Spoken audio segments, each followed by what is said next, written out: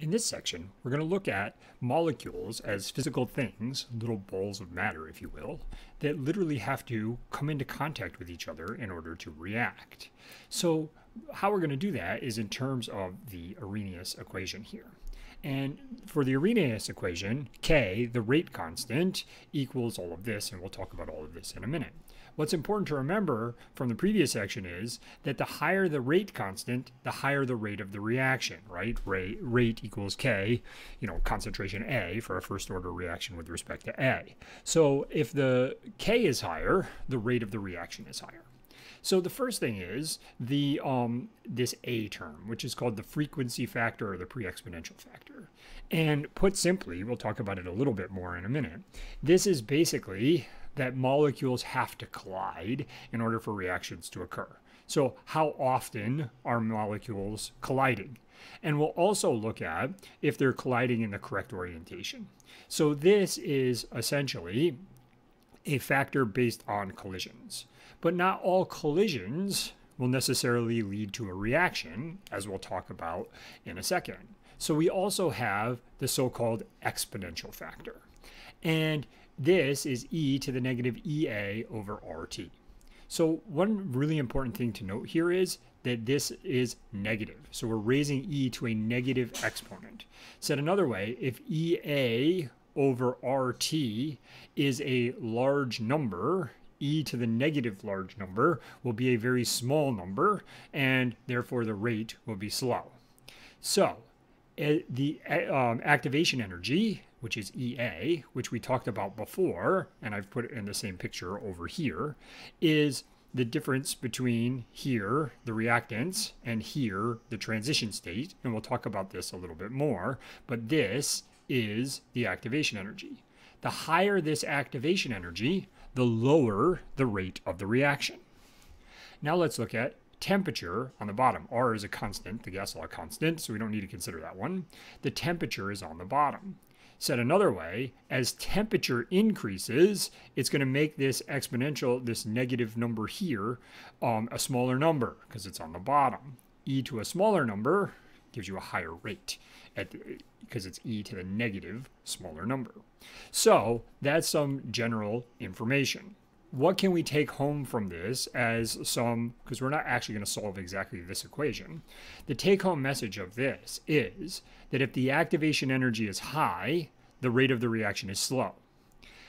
The second take-home message of this is that increasing the temperature should increase the rate of the reaction. Now I want to put one caveat on that.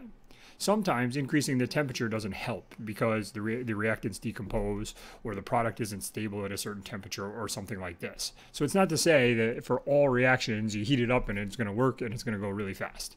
So there are some other things to consider. But generally speaking, as temperature increases, the rate of the reaction increases. So you could spend, and people do spend in physical chemistry courses, quite a lot of time on this, but we're going to look at it kind of from an overview, and then at the end of the section, we'll solve a couple of questions using the two-point Arrhenius equation, which is already derived for us. We don't have to drive it ourselves. So the first thing we want to look at is this frequency factor. Remember that this is the A term in this equation, the Arrhenius equation. So the first thing that this depends on is the collision frequency. So the more often the molecules collide, generally the greater the rate of the reaction. And if you remember from the previous sections, we were talking about concentration as being a factor for first and second order reactions that impact the rate of the reaction. Well, if you have a higher concentration, you should have more collisions. So that is how the collision frequency, put simply, comes into play. The second thing is this orientation factor. And this is usually a number between 0 and 1. And essentially what 0 would mean would be that every time the two molecules that need to react collide, they collide in such an orientation that you can't go on to form product. And that would be this example here. So we have CO reacting with O2 to form CO2. So C needs to be bonded to an extra oxygen. If oxygen and oxygen come into contact with each other, no reaction is going to occur. So this collision will not yield product. How about this collision? In this case, we have CO and the C interacts with the O, which could potentially go on to form product. Now, that is not to say that every single time C hits O, you're going to make CO2, because it's not just about A, right? It's also about the exponential factor. So there's two things going on here. Maybe they don't have enough energy, which we'll talk about in the next section, to go over that activation energy hump. And that's basically what we're looking at here. So these are the two factors, essentially, put simply, that make up A. Now let's look at this activation energy factor here, okay? So what we have are some possible transition states, and the transition state is what we find at the top of this energy. Remember that this energy diagram is also a stability diagram, if you want to think about it that way. We can look at the relative stability of CO, O2, CO2, and the transition state. So, relatively speaking, CO and O2 are less stable than CO2. How do I know that? They're higher in potential energy, and CO2 is lower in potential or energy. Okay, and if we were to look at this, we could talk about this in terms of delta H, the enthalpy of the reaction, which we've studied before in previous chapters. So this is not new information. But what is new information is this hump that we define as the activation energy. And the activation energy is the difference in energy between the reactants and the transition state. Well, why does this occur? Well, if we think about it as stability, as we just talked about a second ago, this is really unstable, right? You've never seen anything like this. C bonded to, O bonded to C, bonded to O, bonded to O. This is not a stable molecule. So this unstable molecule is going to be at a high energy. The more unstable that this molecule is, this transition state is, you can't isolate this, I should be clear about that, right? You can't stop the reaction here, and it's always going to fall back this direction or fall this direction, depending on the case. But basically, this transition state is unstable. If the transition state's even more unstable, you're going to raise the activation energy and lower the rate of the reaction. Remember, it's negative EA over RT, so we're raising it to a negative exponent. The bigger this number, the smaller this term, and therefore the smaller the rate of the reaction. So high activation energy, slow.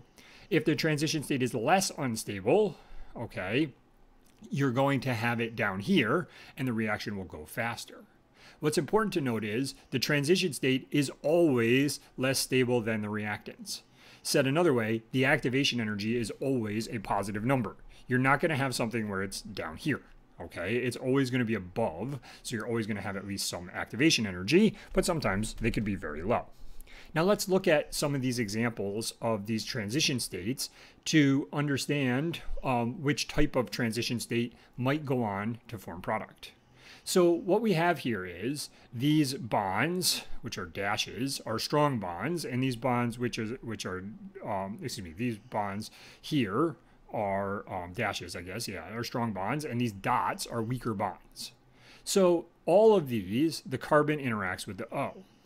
But if this bond is strong, okay, when you're going to, when the collision occurs, this bond is going to break because this is the weak bond, and you're just going to end up with what you started with, C double bond O and O2. So basically CO and O2, the starting materials. How about in this case? Well, in this case, we have this bond being weakened during the collision and this bond being weakened during the collision, but this bond staying strong. Here, you're not going to end up with COO. That is really, really unstable. So that's not going to end up forming a product either. In this case, likely this bond will break and you'll end up with what you started with.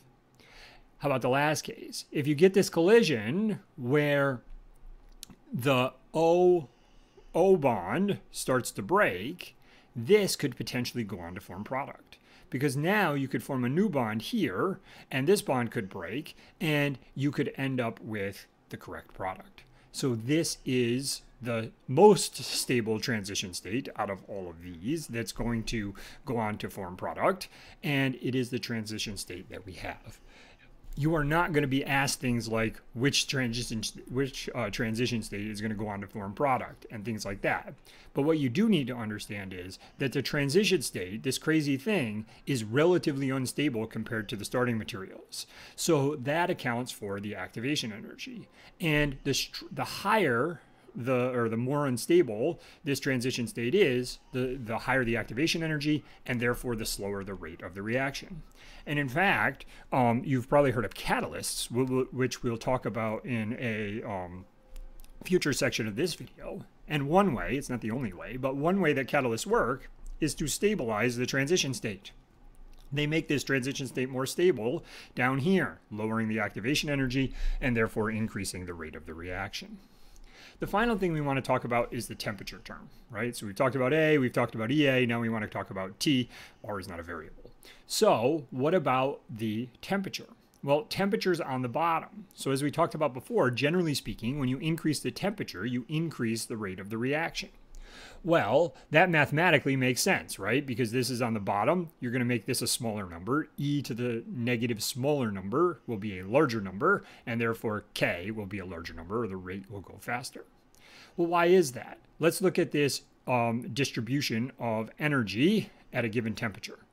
Okay, if you're going to have a lower activation energy, okay, then a larger, so if this is your activation energy, remember this is your activation energy axis, so here's a lower number, here's a higher number. If the activation energy is lower, a larger percentage of the molecules, shown here in this lighter colored yellow, will have enough energy to have effective collisions and go on to form product, therefore the reaction will go faster.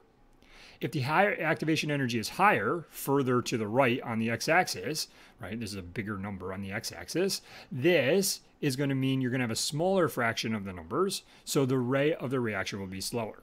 So in this case, we're looking at a single temperature, and we're looking at how the activation energy plays a role on the rate of the reaction. So as the activation energy is higher, the rate of the reaction is slower because a smaller percentage of the molecules have enough energy to go and form product.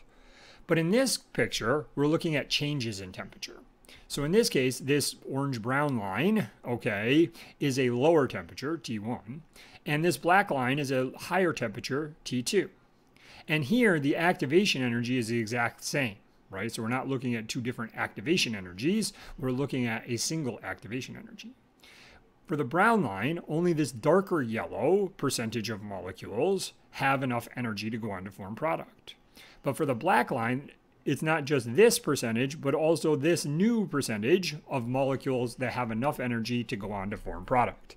So mathematically, it makes sense that as the temperature increases, the rate of the reaction increases, but also it makes sense because a larger fraction of the molecules in this thermal distribution have enough energy to go on to form product. I didn't mention here, but I probably should have, that remember that at a given temperature, not all the molecules have the same energy. There is a distribution of energies, which has been talked about several times before, but not recently, so I should have pointed that out before I started this conversation. So here's what we actually need to do mathematically. First, we need to understand what's going on, how the temperature, how the activation energy affect the rate of the reaction, and to some extent how collisions do, but mainly there we think about it in terms of molarity. When you get to organic chemistry, you'll talk about steric hindrance, and steric hindrance is decreasing the effect of collisions because it makes it less likely that the molecules will hit in the proper orientation. But what we need to be able to solve here is what's called the two-point Arrhenius form. So basically, this has been derived for us, but it's basically two Arrhenius equations combined, and now we have 2 points, all right? So we have two different values of K, because it's two different points, and we have two different values of T. How could you use this practically? Well, how this could be practically used, although there's another way, is we measure the rate of the reaction at two different temperatures. If we measure the rate of a reaction at two different temperatures, it gives us a way to calculate the activation energy, okay? Assuming we already know how to calculate K, and we've already talked about how to calculate K in previous sections. Another way to do this is using a graph, which is done in some more advanced lab courses, and basically we're not going to talk about that here. So let's look at this in terms of two examples. And as usual, I am going to switch over to the paper. It says if the rate constant is 2.88 times 10 to the minus 3 per second at 525K and 7.24 times 10 to the minus 2 per second at 685K, what is the activation energy of the reaction? So why is this useful? It's a way to calculate the activation energy of the reaction. So we have this reaction here. We have the rate constants at two different temperatures, and we have the 2-point Arrhenius equation, which is ln of K2 over K1 equals EA over R 1 over T1 minus 1 over T2. All right, so this is the 2-point Arrhenius equation. Now the next step is we need to define what is 1 and what is 2. It makes no difference what is 1 and what is 2. What does make a difference is we're consistent. So I'm going to call this 1, and I'm going to call this 2. Okay, again, it doesn't really matter which one you pick as 1 and 2, trial 1 and trial 2. It makes no difference, but you have to be consistent. So you have to use this K with this temperature and this K with this temperature. So I like to label them so I can do that. So now let me plug in. ln of K2, I called this 2, so 7.24 times 10 to the minus 2, over K1, I called this 1, so 2.88 times 10 to the minus 3, equals EA, that's what I'm looking for. R is a new R, 8.314, and it is 8.314 joules per mole K. You have been familiar in the past with 0.08206 liter atmospheres per mole K. And I've talked about this in class before, in an actual class with people, and people tell me, well, how can you have a constant with two different variables or two different values? You don't, all right? Here you have joules, here you have liter atmospheres. These are the same value, just different units. If you remember from the thermochemistry chapter, 1 liter atmosphere equals 101.3 joules. So we essentially just converted from one to another. We want this in joules because we want the activation energy in joules. Okay? Now, 1 over T1 minus 1 over T2. So T1 is 525K minus T2, which is 685K. Note that the temperatures do need to be in Kelvin. So if they were given in Celsius, we would need to, basically convert them. All right. So this we can do. This is a math, right? It's just two numbers. So ln of 25.1 equals, to clean this up, we subtract these two numbers using a calculator. So I'm going to put it as EA over 8.314 times 4.45 times 10 to the minus 4. Okay, now we can take this, divide by this, take the ln of 25, and we get 3.22 equals 5.35 times 10 to the minus 5 EA. Now divide both sides by 5.35 times 10 to the minus 5. And we get that the activation energy of this reaction is 60200 joules, or 60.2 kilojoules.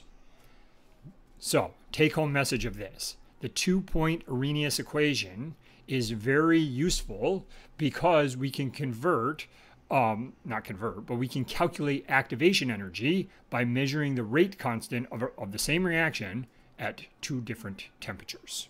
All right, and this can also be done graphically. If we measured it at 5 or 6 different temperatures, we can make a graph. Again, I'll leave that for the lab to explain how to do that. The second question is, what is the rate constant of this reaction at 595K? So now we have a different variable. We know the activation energy, And what we don't know is the rate constant at 595K. So I'm going to call this 2, and I'm going to use the same 1 as before. So ln of K2, well, K2 is what I'm looking for, right? The rate constant for 2. So K2 is the variable.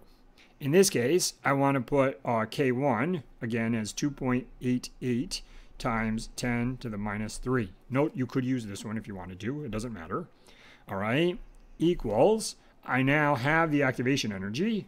It needs to be in joules, not kilojoules, because the R is in joules, not kilojoules.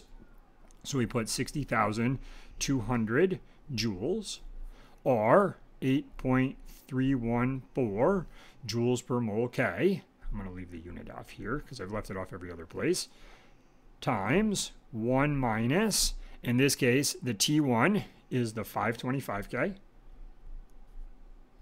minus 1 over, in this case, 595K. So since we have a different variable, the math is different, a little bit different. But on the plus side, these are all numbers. So this is just plugging into our calculators. So the ln, make sure I don't go off the screen here, ln of K2 over 2.88 times 10 to the minus 3 equals 1.62. So when you clean up all this math, divide these, and then multiply by this minus this, we get 1.62. How do I get rid of this? Because I can't do anything with the K2 in the inside with the ln on the outside. I take e to the ln. On your calculator, it'd be shift ln, or second ln, depending on what kind of calculator you have. So e to the ln gets rid of the ln. E to the 1.62 you can do on a calculator. So what we get is K2 over 2.88 times 10 to the minus 3 equals e to the 1.62 is 5.07. Now I just cross multiply, and I find that K2 is equal to 2.88 times 10 to the minus 3 times 5.07, which is 1.45 times 10 to the minus 2, and that unit is per second. So I hope you see here the utility of the 2-point Arrhenius equation, which allows us to calculate activation energy, and it allows us to calculate rate constants at different temperatures once we know the activation energy.